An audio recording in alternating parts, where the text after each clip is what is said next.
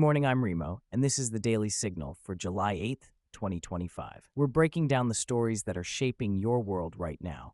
Here are today's top 10 stories. Breaking overnight, Russian transport minister found dead hours after Putin fired him.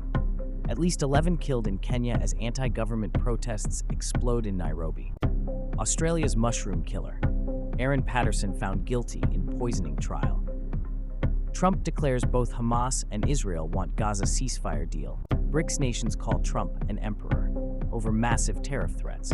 EU's von der Leyen slams Russian puppets in heated parliament showdown.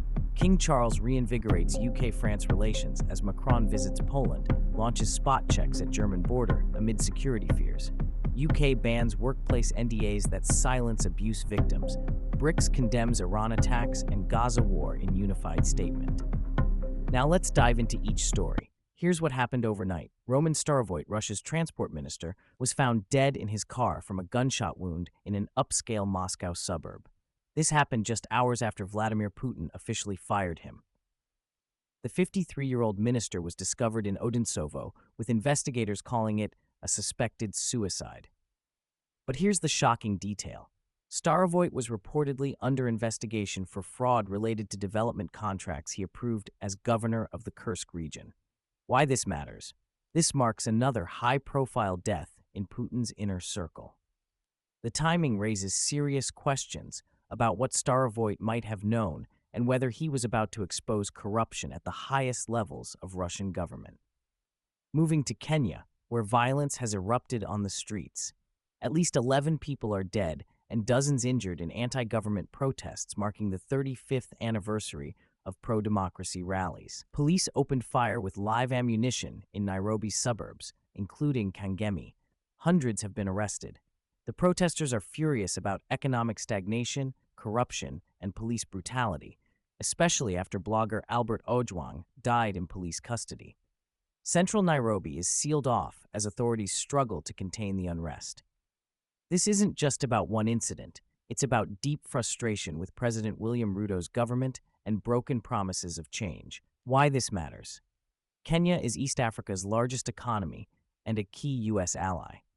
Political instability here could destabilize the entire region and affect global trade routes through the strategic port of Mombasa. In Australia, Aaron Patterson, dubbed the mushroom killer, has been found guilty in a high-profile poisoning trial. Patterson used deadly mushrooms to poison multiple victims in what prosecutors called a calculated murder plot. The case captivated Australia for months as details emerged about how she served the toxic meal to her victims. The trial revealed chilling evidence about her planning and execution of the poisonings. This case matters because it sparked nationwide discussions about food safety and domestic violence in Australia, with Patterson's motives tied to family disputes. Donald Trump made headlines by declaring that both Hamas and Israel want a ceasefire deal in Gaza.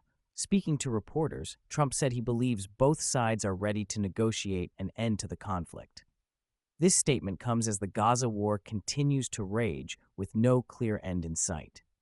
Trump's comments are significant because they signal potential diplomatic engagement if he returns to office.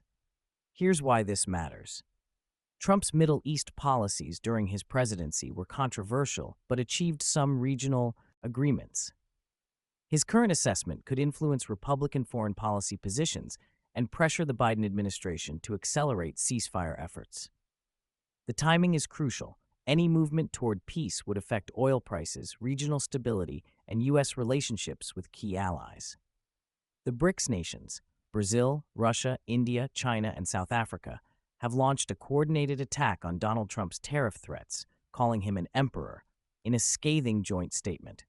This unprecedented rebuke comes as Trump promises massive tariffs on BRICS countries if he returns to office. The group represents nearly half the world's population and a quarter of global GDP.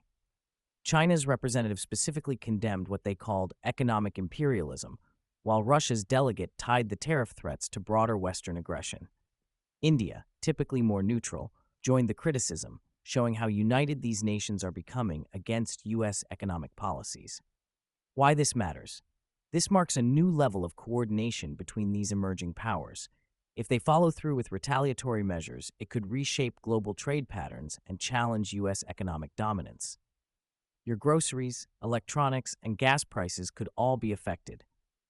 In Brussels, European Commission President Ursula von der Leyen faced a heated confrontation in Parliament, slamming critics as Russian puppets during a debate on a motion of censure against her leadership.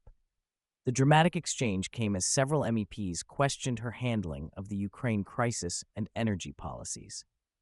Von der Leyen's response was unusually direct, accusing specific lawmakers of advancing Moscow's interests. This matters because it reveals deep divisions within the European Union about how to handle Russia. The censure motion, while unlikely to succeed, shows growing dissatisfaction with EU leadership during multiple crises.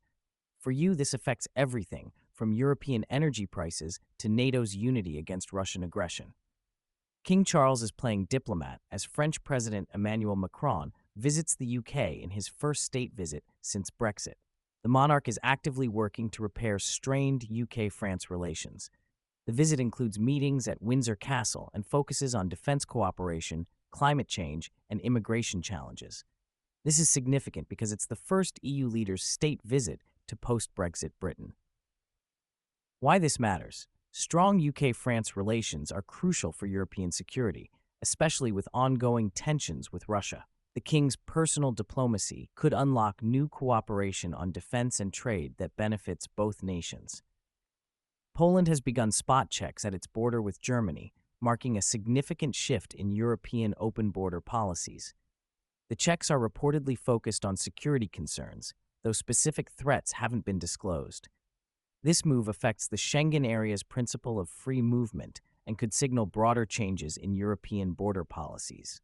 German officials are monitoring the situation closely. For travelers and trade, this means potential delays and increased scrutiny at one of Europe's busiest borders. The UK is banning non-disclosure agreements that prevent workers from reporting abuse and misconduct. The legislation specifically targets NDAs that silence victims of workplace harassment and assault. This follows years of criticism that companies were using legal agreements to cover up serious crimes. The new law will make such agreements unenforceable and potentially criminal. This matters because it could encourage more victims to come forward and hold corporations accountable for protecting abusers. In a unified statement, BRICS nations condemned attacks on Iran and the ongoing Gaza war, while also criticizing Trump's tariff policies. The statement represents a coordinated challenge to Western foreign policy. The group called for immediate ceasefires in Gaza and condemned what they termed aggressive economic warfare through tariffs. This level of coordination between these emerging powers is unprecedented. This matters because it shows an alternative power bloc forming that could challenge Western dominance on global issues. Here's what today's stories tell us about our world. We're watching a fundamental shift in global power dynamics. From Russia's internal turmoil to BRICS challenging Western policies, traditional alliances are being tested. The common thread? Instability. Whether it's violent protests in Kenya, suspicious deaths in Moscow, or diplomatic confrontations in Brussels, institutions are under pressure worldwide. 3 key takeaways for your life. First, expect continued economic volatility as these power struggles affect trade and markets. Second, watch for increased regional conflicts as traditional diplomatic channels break down. Third, prepare for more political polarization as nations choose sides in this emerging Cold War. The Russia story shows how quickly things can change at the top levels of power. The BRICS coordination reveals a new world order taking shape. And the protests in Kenya remind us that people everywhere are demanding accountability from their leaders. Tomorrow, we'll continue tracking these developing stories and their impact on your world. Thanks for staying informed with the Daily Signal. I'm Remo. Stay vigilant, stay informed.